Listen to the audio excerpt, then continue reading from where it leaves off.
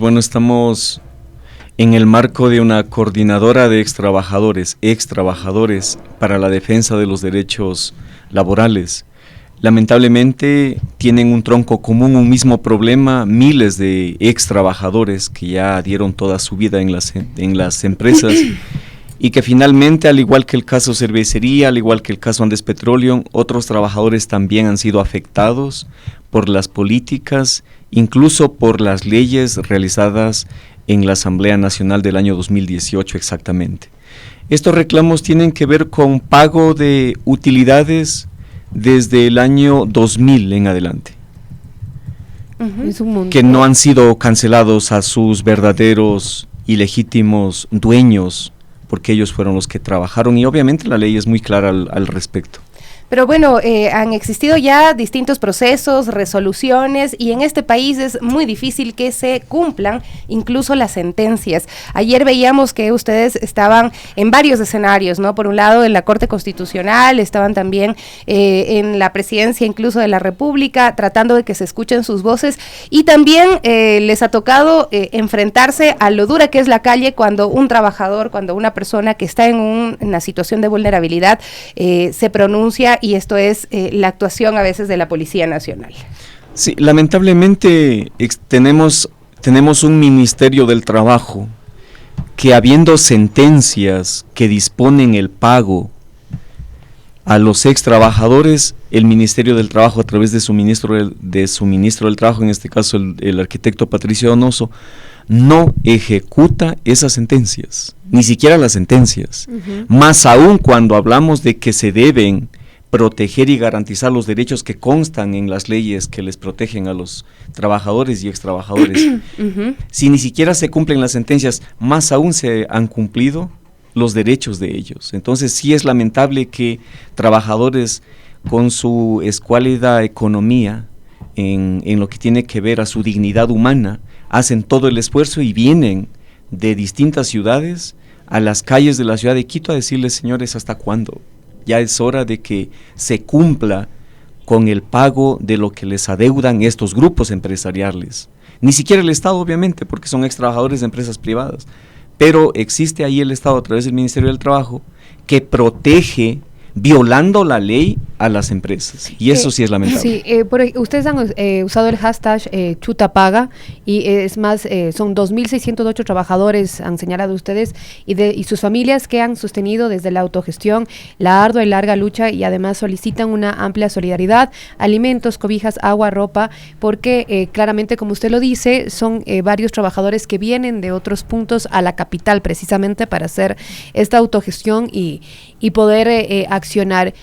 ¿Qué les dijeron desde la Corte? Porque vimos también en las imágenes, pues como bien decía Sofi, tristemente siempre se ven estos episodios, ¿no? Como de intento de desalojo, de represión. Incluso había la historia que nos compartían del compañero que también hoy lo esperábamos, que hizo una permanente también acción, ¿no? La historia de Gabriel Segovia, que es uno de los luchadores y procurador común insigne en el caso Cervecería Nacional, él ha padecido muchísimo en esta lucha que ya lleva 15 años, incluso antes de que salga la sentencia en 2018, cuando la Corte Constitucional estaba en el Parque El Arbolito. Él pasó ahí más de un año ahí frente a la Corte Constitucional en el Parque El Arbolito, cuidando su proceso. Los compañeros venían a acompañarlo, pero imagínense luchar tanto para que se haga justicia al trabajador. Y este caso Cervecería Nacional es un caso emblemático, La empresa los explotó durante 16 años, y después de tanta lucha y haber conseguido una sentencia de la Corte Constitucional de última y definitiva instancia en la justicia constitucional, el ministro del Trabajo no ejecuta esa sentencia, valiéndose de cualquier pretexto.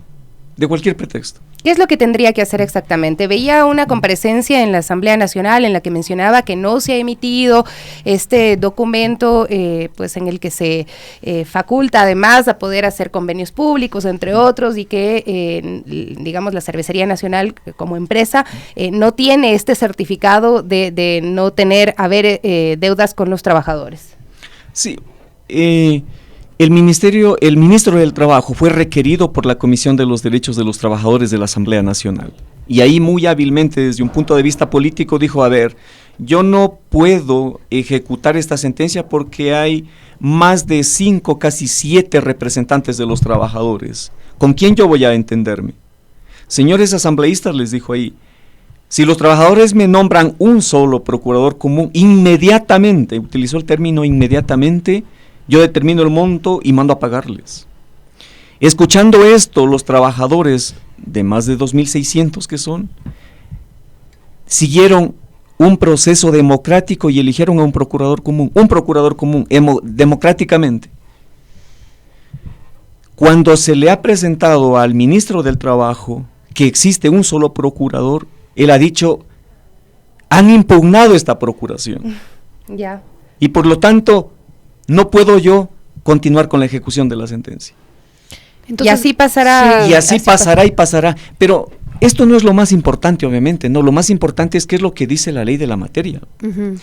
Hay el artículo 162 de la Ley Orgánica de Garantías Jurisdiccionales y Control Constitucional, que nos hemos cansado de repetirle al ministro del Trabajo, que dice que todo dictamen de la Corte Constitucional debe ser ejecutado inmediatamente, sin perjuicio de que proponga ampliaciones y aclaraciones, porque estamos hablando de la justicia constitucional, claro, que es rápida. Son garantías eficaz, de derechos. Exactamente, pero estas garantías que tienen que ver con la rapidez, con la sencillez, ya llevan 15 años en este caso.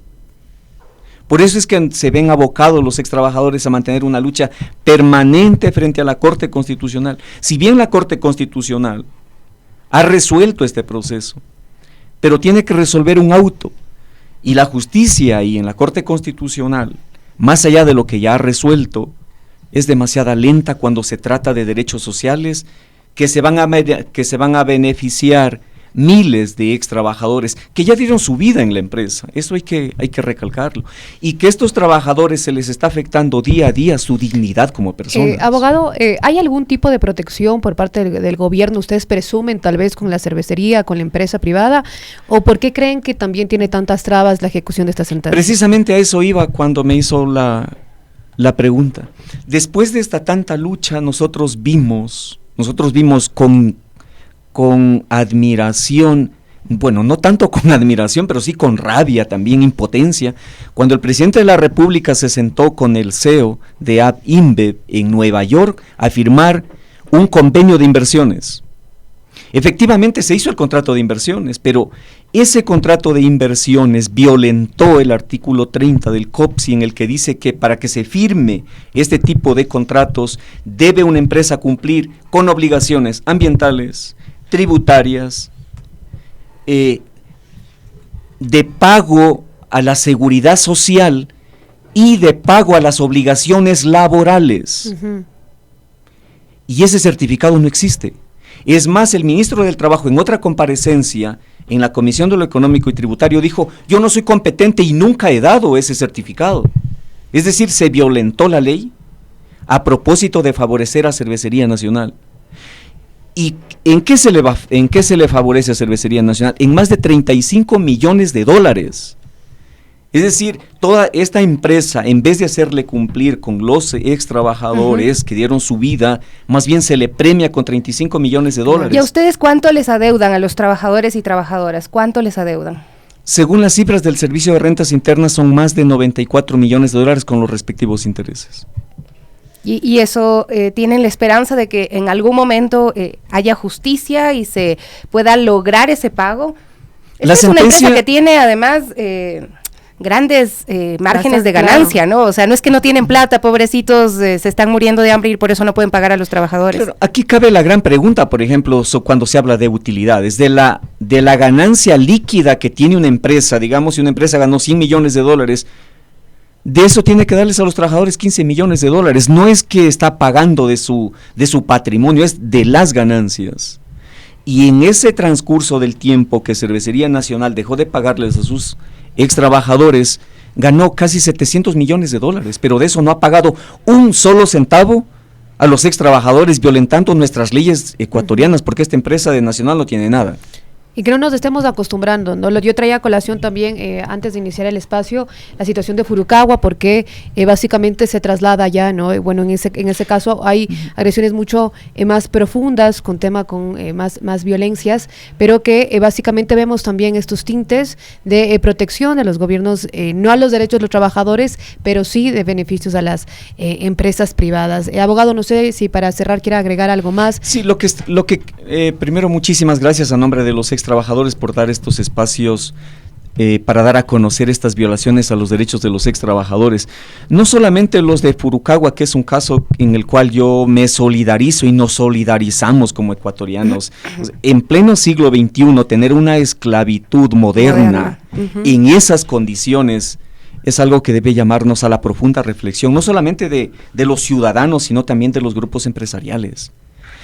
Y aparte de eso, de las autoridades que lo permiten.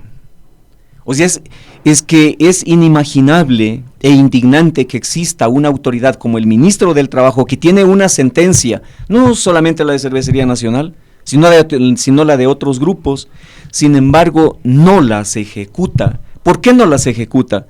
Porque prefiere violentar la ley para proteger a las empresas. ¿Qué tienen con las empresas? Esta clase de contratos, obviamente, que le benefician a la empresa, todo para la empresa. Estamos en una sociedad con reglas, con normas jurídicas que tenemos que cumplirlas todos. Y mientras tanto ya han fallecido muchos. Y mientras tanto, en el caso de Cervecería Nacional, por ejemplo, han fallecido 199 personas. Y en este momento hay ex trabajadores que ni siquiera tienen para una pastilla. Y a veces nos mandan a los abogados y a los grupos que mantenemos de WhatsApp de los hospitales audios como: me estoy muriendo, me voy a despedir, ya no puedo más. Entonces, o sea, es sumamente lamentable lo que ocurre. Y lo que le pedimos a este gobierno simplemente es que les haga cumplir ni siquiera la ley que tiene un mandato obligatorio de hacer cumplir la ley, sino las sentencias. ¿Cómo vamos a vivir en una sociedad cuyas sentencias de los jueces competentes no se cumplen? Así es. O sea, estamos en la ley de la selva, pero ojo, no se cumplen a favor de los ex trabajadores en este caso, porque las otras sentencias y las leyes que tienen que ver con remisión de intereses, de otros costos, pues eso es inmediato. Y por eso, quiero culminar con esto, hemos realizado una coordinadora de ex trabajadores para la defensa de sus derechos, porque la ley de fomento productivo existe, la tercera disposición, en la cual están diciendo que el Estado ecuatoriano no les va a hacer pagar a estas empresas las utilidades que no declararon bien de todos los años. Simplemente con tal que le paguen el mal declarado impuesto a la renta a las empresas es suficiente. A los trabajadores no les deben pagar. Por eso hemos demandado la inconstitucionalidad de esa ley.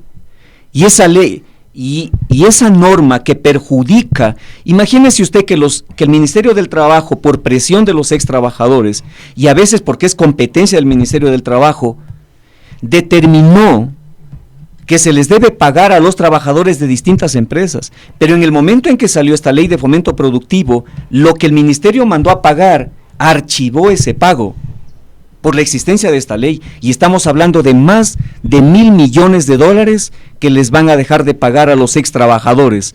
Ahora comprenderán ustedes y pueblo ecuatoriano por qué nuestros obreros en el país son tan pobres, que ni siquiera tienen para sus medicinas, ni siquiera tienen para vivir dignamente, comprarse una muda de ropa o dar educación a sus hijos.